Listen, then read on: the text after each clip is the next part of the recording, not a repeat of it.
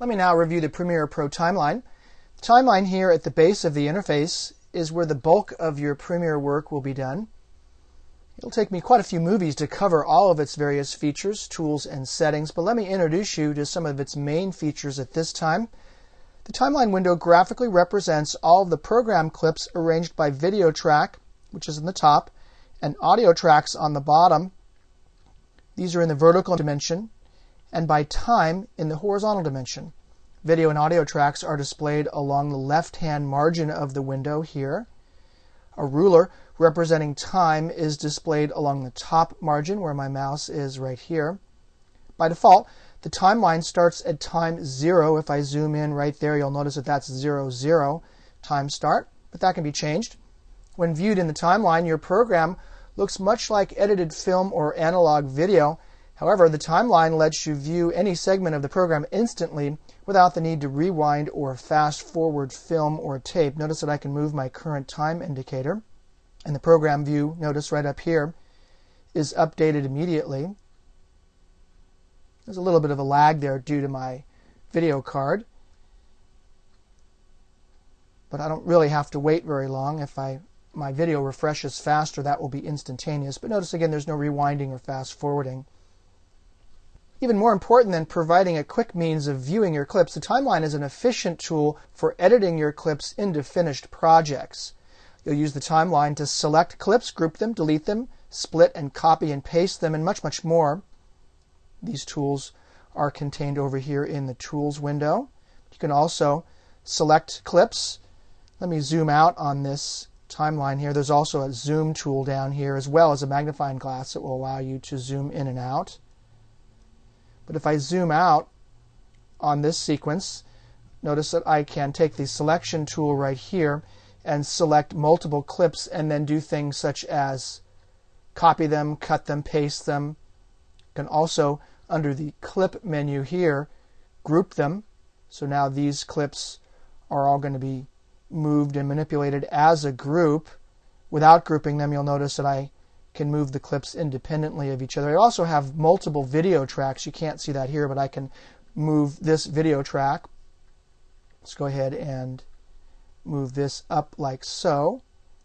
And in addition to additional tracks here, I can also change the height of both the video and audio tracks.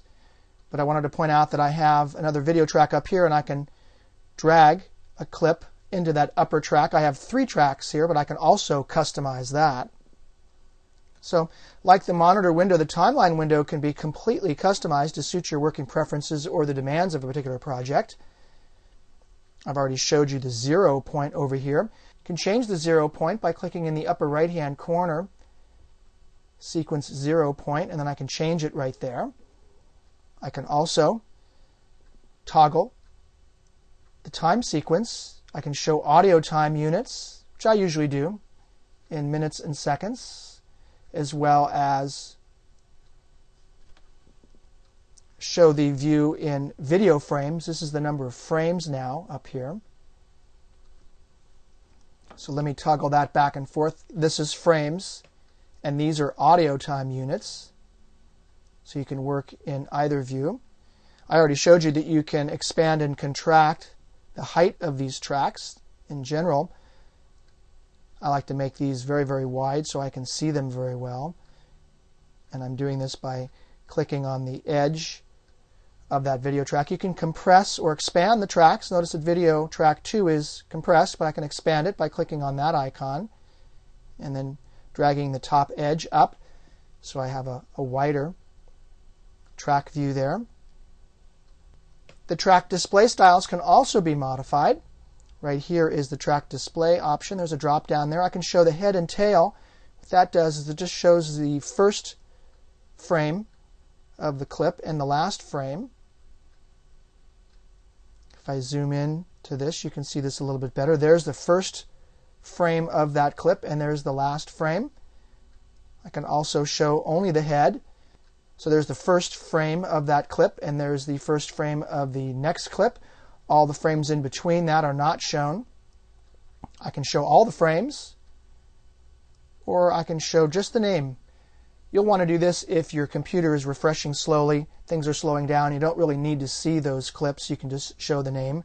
Or if you do want to see something of the clip, the contents of the clip, you can show head and tail only, or just the head only. And if you have a very fast video card, video processing, and everything's moving very quickly and you want to be able to see everything, then choose the Show All Frames option.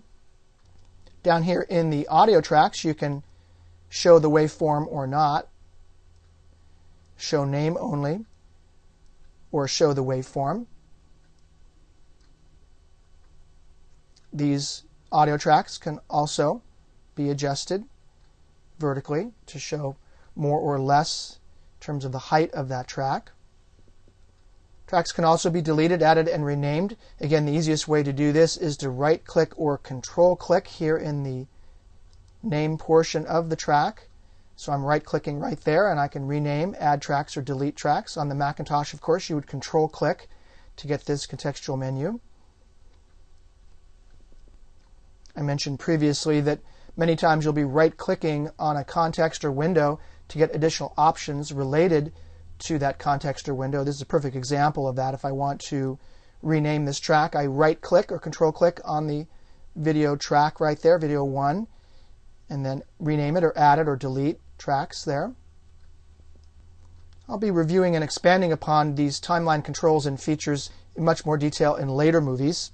But for now, that will conclude this overview summary of the timeline window, which is one of the more important interface components in Premiere Pro CS3.